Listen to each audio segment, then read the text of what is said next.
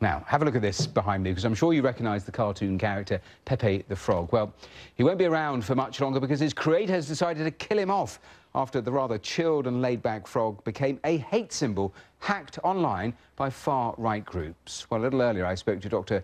Paolo Jabado, a lecturer in digital culture and society at King's College London. He explained exactly how characters like these are actually hacked. I think it's a similar story to many internet memes. They are often hijacked cultural contents that are then remixed, transformed, and used to channel very different cultural contents from the ones that they were originally meant to channel. And this is the case with Pepe the Frog. Pepe the Frog was created by Matt Fury in a comics book called Boys Club in 2005, and it was quite an innocent character. It didn't have really any political content, not a left-wing, but not a right-wing political content. It was meant as an element of fun, as a joke, but then it was appropriated during the Trump campaign by Trump supporters in order to convey this sense that, in a way, the Trump campaign was cool, that it was capturing something new in the public imagination in the US. That's what I was going to ask you, was sort of why would you identify a character like this to hijack?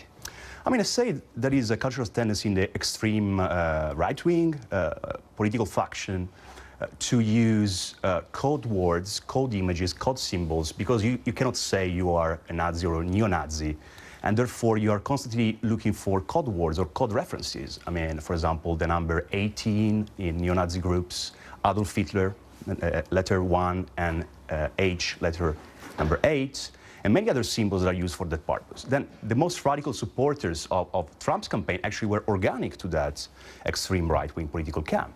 And therefore, it is not new at all that these groups would use symbols and images that at face value had nothing to do with anything political, but then are turned into code words, code symbols. So you have this case. I mean, how common is it that something could be just taken and then a completely different message attached to it? I mean, have we seen that sort of thing before? I mean, this is the result of so-called remix culture. That is the culture... Remix culture. Remix culture. That is the culture internet memes come from. And it is a culture that, as the name says, is all about remixing symbols, is all about changing their meaning, is all about transforming their context in ways that are very sophisticated that people outside the subculture don't really understand. But that's exactly the richness, the value of these memes to the people who are inside the group. There is a tribal element to these memes. We're discussing the extreme end, but they have become, these memes, incredibly powerful on the political scene. We saw Trump supporters describe them as memes magic, didn't we, during the campaign? And there's one there that Donald Trump actually retweeted. Yeah, I would say that there is obviously an element of self-celebration, of exaggeration. I mean, there is no such a thing as memes magic. There is not that memes as such have an hypnotic power or a magical power that can change people's minds.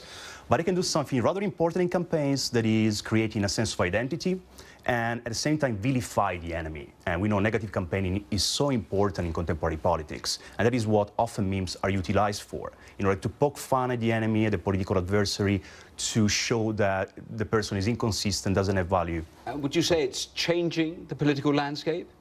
I mean, I'd say it's become pretty common currency, though, now, isn't it? Definitely. It is changing the political landscape, but in a way it is nothing new. I mean, propaganda images have been used as long as politics has existed. I mean, if we look back at early 20th century propaganda, or if you look back at Roman times even, images have always played a fundamental role in both glorifying the self, your own political camp, and vilifying the enemy. I suppose that is what the poster is all about, a simple message and an image. Going back to the creator here, one assumes there is absolutely very little they can do to stop this. Once it's been hijacked, it is out of your control.